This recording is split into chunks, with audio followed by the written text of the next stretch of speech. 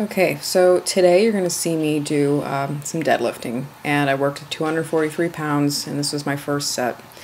I did 3 sets of that for a triple, and then I did a final set where I worked up to 6 reps. So, one of the things about the internet these days and people who tend to focus on themselves on it, as I'm doing with my lifting with these videos, is that a lot of times people will just show, what's going on that's good, what they're doing well.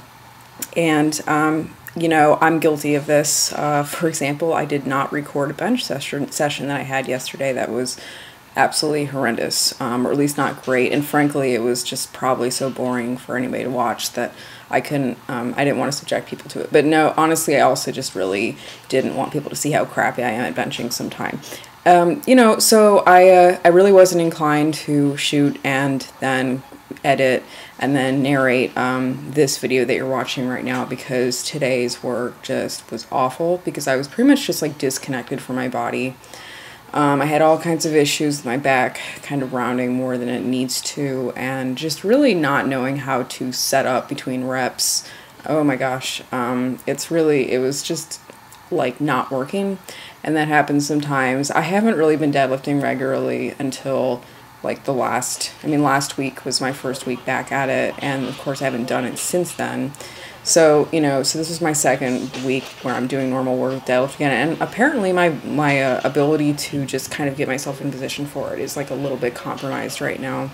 So, it was just kind of lousy today. I mean, seriously, I was so incredibly frustrated.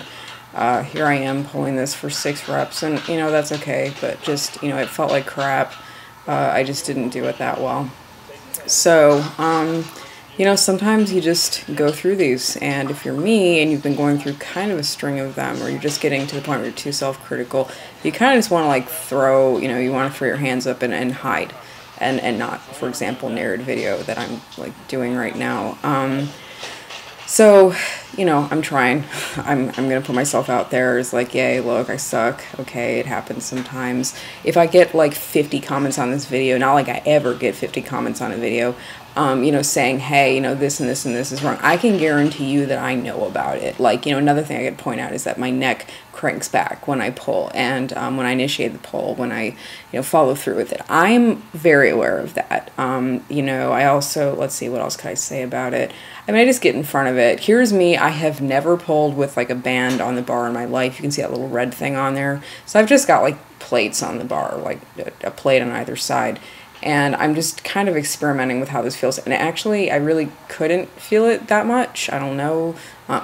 Apparently, I don't actually have to talk to Kyle exactly how the weight works out with this. But at the top, I think it's supposed to be probably 150 pounds at the top of this. Coming off the floor right now, it's 135. By the time we're at the top of the lift, it's 150.